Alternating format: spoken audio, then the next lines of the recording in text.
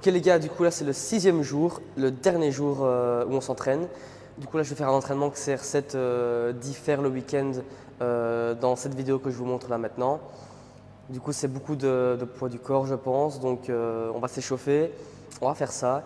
Cet après-midi je dois aller faire les courses, peut-être que je vais vous emmener avec moi et on fera des étirements et de la mobilité enfin. J'ai pas encore eu le temps cette semaine d'en faire.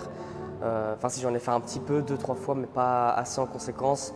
Ça me fera énormément de bien et puis voilà, demain ce sera match et ce sera le dernier jour du challenge déjà. Un peu triste, pas vraiment. J'ai un peu hâte que ça se termine, mais voilà, on est parti, on va s'entraîner.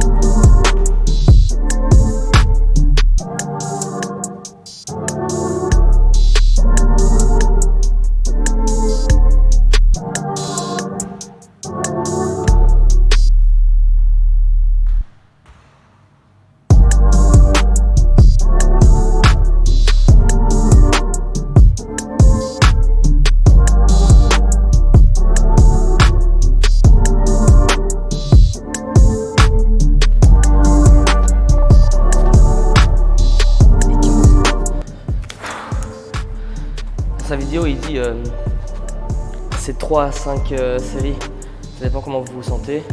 Mais mon ref ça va être 3 séries pas plus. Je suis fatigué, vous n'avez pas idée, vraiment fatigué.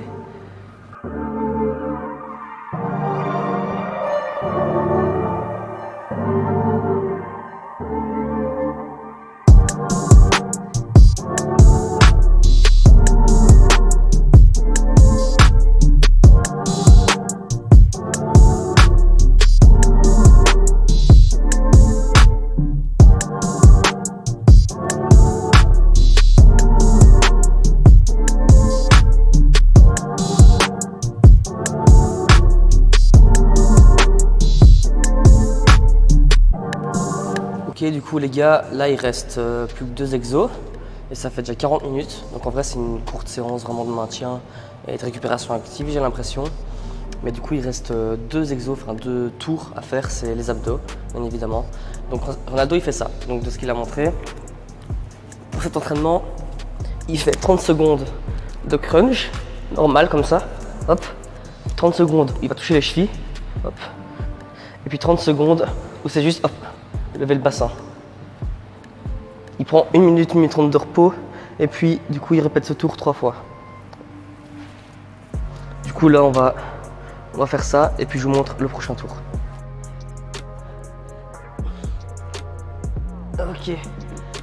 Ok, 1 minute 30 de repos et puis on passe au reste.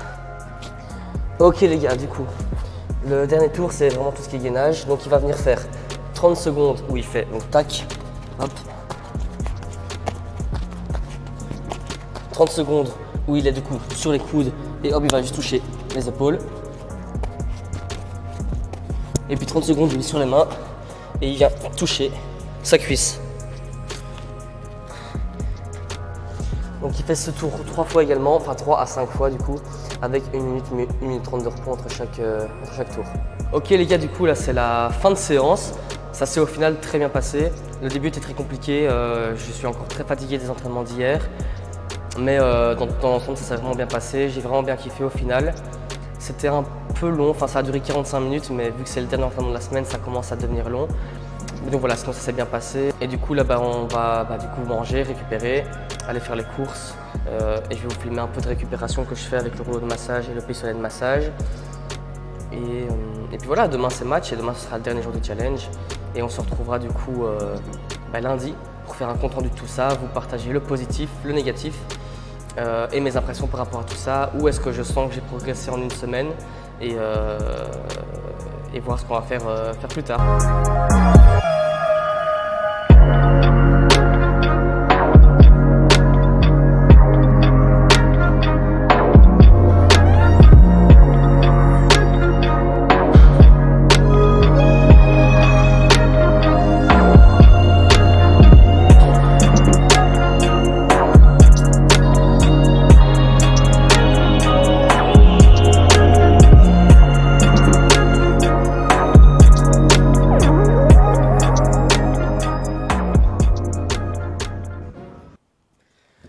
Ok, c'est la deuxième fois que je tourne ce que vous allez voir. Pourquoi? Parce que le micro n'était pas allumé. Voilà, erreur de débutant, classique. On est là, ça bouge pas, c'est bien. Mais du coup, voilà, ça fait 4 semaines maintenant que le challenge est terminé. J'ai beaucoup à dire. Là, je suis à froid, j'ai pu réfléchir et repenser à tout ce que j'ai vécu pendant une semaine comme CR7. Et il y a beaucoup à dire, beaucoup de positifs, beaucoup plus que du négatif, contrairement à ce que beaucoup pourraient penser. Mais il y a beaucoup de choses à dire et beaucoup de satisfaction aussi. On va commencer par les points négatifs, je pense. Ce sera comme ça, c'est fait, hein. Les ondes négatives seront passées. Du coup, comme vous avez pu le voir là, les dernières minutes, j'étais vraiment, je pense que ça se voit, mais j'étais très saoulé du dernier training, du 6e entraînement du 11e entraînement de la semaine, du 6e jour, parce que c'était le training de trop. Moi, j'ai pas l'habitude de m'entraîner le samedi déjà de base la veille des matchs, mais en plus pour le training que c'était, je trouvais ça inutile et pour moi c'était vraiment juste du forçage. Donc voilà, c'était vraiment l'entraînement de trop, ça me saoulait. Mais bon, comme je le dis souvent dans la vidéo, au moins c'était fait. Il y avait cette satisfaction-là, c'est que c'était fait. Et donc voilà, mais le dernier jour était très dur mentalement. Il y avait très peu de motivation, beaucoup de fatigue surtout. Le lendemain, j'avais match à 18h, donc j'ai dormi jusqu'à 13h. Et je m'étais endormi à 23h la veille, vraiment fatigué physiquement et nerveusement. Mais comme je dis, il y avait cette satisfaction de l'avoir fait, d'avoir tenu le challenge jusqu'au bout. Et donc c'est, même si c'est un petit challenge et que c'était vraiment très personnel, que c'était pour moi surtout que je l'ai fait, bah, c'est une grosse fierté de pouvoir dire je me suis entraîné 11 fois sur la semaine, plus match où j'ai joué tout le match le lendemain. L'autre point négatif aussi du coup, c'est que j'imitais quelqu'un. Et du coup, bah, ça c'est toujours à déconseiller, on n'imite pas les autres parce que du coup on réagit tous différemment à tel jet, à tel entraînement, etc. Et donc le fait d'imiter quelqu'un, c'est-à-dire que je me forçais à aller m'entraîner. En fait, je me forçais à aller m'entraîner et je me forçais à faire des longs entraînements parce que j'avais lu que CR7 faisait des entraînements très longs, ce qui me semble assez logique. Et donc vraiment, je m'entraînais vraiment 4 heures par jour parce que dans les vidéos, bah, vous voyez qu'une quinzaine de minutes au total sur au final 4 heures d'entraînement sur la journée. Et franchement, c'était long et intense et il y a vraiment des fois où... En fait, à chaque fois, le fait d'arriver au lieu d'entraînement, ça me saoulait. Puis l'échauffement me saoulait aussi, à certains moments. Et puis dès que l'entraînement était lancé, c'était parti et je me donnais à fond jusqu'à la fin. Et comme d'habitude, il y avait comme cette satisfaction de m'être entraîné. Parce que je me levais comme assez tôt le matin. Et je me disais, bon, j'ai fait quelque chose que quelqu'un n'a pas fait. Mais ouais, donc voilà, le point négatif... c'était vraiment que j'imitais quelqu'un et puis j'étais pas non plus sûr de ce que je faisais parce que comme je le dis c'était que des suppositions, c'est-à-dire ça ne donne aucune info sur ce qu'il faisait, sur ce qu'il fait et donc c'était vraiment que des suppositions donc je me disais parfois peut-être qu'en fait il fait pas ça, est-ce que je m'entraîne bien, est-ce que je m'entraîne mal, mais bon au moins il est fait. Je pense que les trainings que je faisais étaient cohérents, ça semblait logique pour s'améliorer pour le foot, que ce soit physiquement ou techniquement ou pour les frappes. Mais voilà, il y avait toujours ce petit doute de est-ce que je le fais bien ou est-ce que je le fais mal. Alors, autre point négatif, c'est que j'étais blessé pendant cette semaine-là. Et vu que je suis idiot, eh bien, j'ai continué de faire les trainings, etc. Mais je pouvais pas me donner à fond à chaque training, j'y allais quand même doucement. J'étais pas genre blessé, en fait, je revenais d'une déchirure au ischio-jambier. Et j'avais encore une légère gêne en fait à cause du match du dimanche passé. Et je sais pas, j'ai forcé parce que j'avais commencé à filmer lundi. Et du coup, je me dis, trop tard, le challenge est lancé, donc on continue. Et j'avais aussi à cœur de le faire. Donc voilà, mais étonnamment, le dimanche, j'avais peur de me blesser pour le match. Et j'arrive sur le terrain pour m'échauffer et plus aucune douleur. Comme si je m'étais jamais blessé en fait. Et je me sentais genre vif, léger, rapide. Vraiment, c'était parti en une nuit. Et donc voilà, j'ai physiquement fait un très gros match où j'ai couru plus d'une dizaine de kilomètres, où j'ai fait beaucoup sur le terrain. Physiquement, vraiment, ça allait très très bien. Et ça, c'était assez impressionnant. Je sais pas comment c'est possible de passer d'un j'ai mal à ma cuisse à le lendemain, je cours comme un lapin sur le terrain. Mais voilà, point positif du coup, c'est qu'au final, ça s'est très bien passé. Alors, j'avais dit dans un des épisodes, des épisodes de la série, j'avais dit que peut-être que je ferais le challenge sur un mois. Et la réponse, c'est que je le ferai pas. Je ferai pas le challenge sur un mois, les gars. C'est... Comme j'ai dit, imiter quelqu'un pendant un mois, ça me plaît pas. Moi, là, pour l'instant, je continue de m'entraîner 2 fois par jour, plusieurs fois par semaine. Je m'entraîne 2 fois le lundi, 2 fois le mardi et 2 fois le jeudi. Et les autres jours, je peux pas parce que je travaille, mais je m'entraîne quand même 1 fois par jour. Et ça me plaît, parce que je fais ce que je veux. Je fais ce que je veux, je le fais comme je le veux. Je suis discipliné, je progresse. Et je dois pas imiter quelqu'un, je dois pas me forcer à aller m'entraîner tel ou tel jour. Je me sens pas fatigué. Donc non, imiter CR7 un mois, c'est mort, c'est pas faisable. Mais j'ai quand même gardé cette mentalité de toujours vouloir s'entraîner pour progresser, de toujours donner plus si on a le temps et si on le peut. Et c'est vraiment un point positif que je mets en avant, c'est l'état d'esprit que j'ai gardé en fait de la discipline, une vraie discipline où du coup j'ai tel jour où je peux m'entraîner plusieurs fois et je le fais et ce sont des bons entraînements et ça me plaît vraiment, j'y vais avec beaucoup de motivation et les entraînements sont qualitatifs et je progresse et ça me plaît vraiment quoi. Alors les points positifs, on va commencer par le match du dimanche, donc je l'ai déjà dit je pense là il y a quelques minutes, mais je me sentais super bien sur le terrain, genre j'avais une détente de fou, j'ai même failli marquer de la tête, c'est vous dire, donc j'avais une super détente, j'avais une super endurance. En fait, j'avais vraiment récupéré les capacités physiques que j'avais avant ma blessure et ça m'a fait extrêmement plaisir et je sentais même que je m'étais amélioré sur les changements de direction, sur l'accélération, la détente comme je l'ai dit. Donc voilà, vraiment le gros point positif, ça a été l'aspect physique où je trouve que j'ai récupéré et que j'ai même progressé.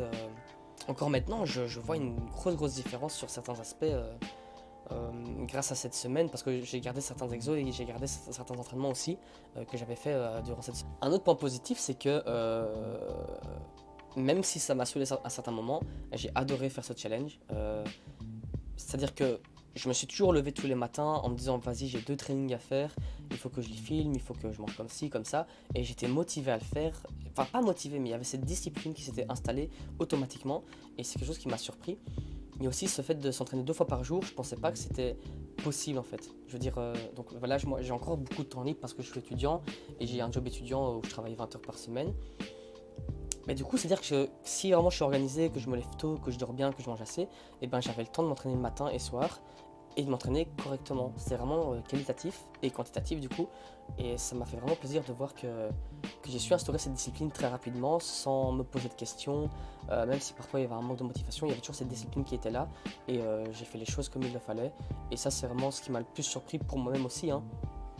Parce que, autant le dire, à n'importe quel moment, je pouvais abandonner et supprimer tous les rushs filmés. Et il n'y aurait que moi qui aurais su que j'aurais abandonné.